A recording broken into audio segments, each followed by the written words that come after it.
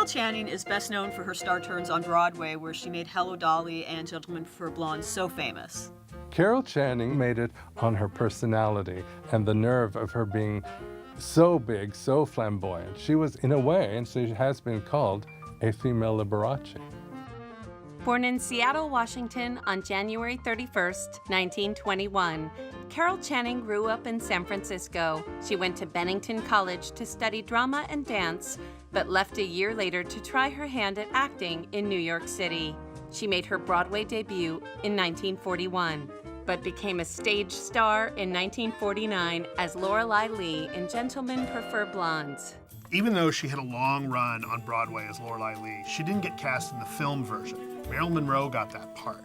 But Carol Channing remained active. She kept touring, she hit the nightclub circuit, she did concerts all over the country well into the 60s. Carol Channing was cast as the lead in her next major star vehicle in 1963 with Hello, Dolly. Hello, Dolly was Carol Channing's biggest achievement on Broadway. In fact, she won a Tony for her performance as Dolly, and the cast album went gold and went straight to the top of the charts.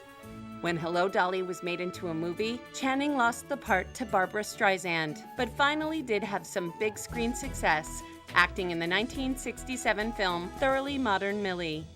Thoroughly Modern Millie is one of the last of the big 60s spectacular musical. That era was dying out, but her performance really got the Academy to take notice, and she was nominated by her peers for an Academy Award.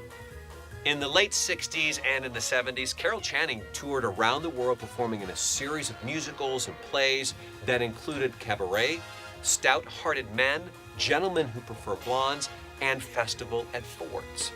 In the 1970s and 80s, Carol Channing was a fixture on television. You could not turn on network TV without seeing her. All those shows that would have all the cameos, I thought she was hilarious. Channing was also very successful, lending her signature raspy voice to animated films and TV series. She was honored with a Tony Lifetime Achievement Award in 1995. Even in her 80s, Carol Channing has remained extremely active. In 2003, she wrote a best-selling memoir, and I love the name. It's called Just Lucky, I guess. And then she toured all over the world in her new one-woman show, and she called that The First 80 Years Are the Hardest. Carol Channing was married 41 years to Charles Lowe, who died in 1999. 4 years later, at the age of 82, Channing married again. Modern audiences may think of Carol Channing as a TV star and voiceover for animation, but she really was the biggest Broadway star in the 50s.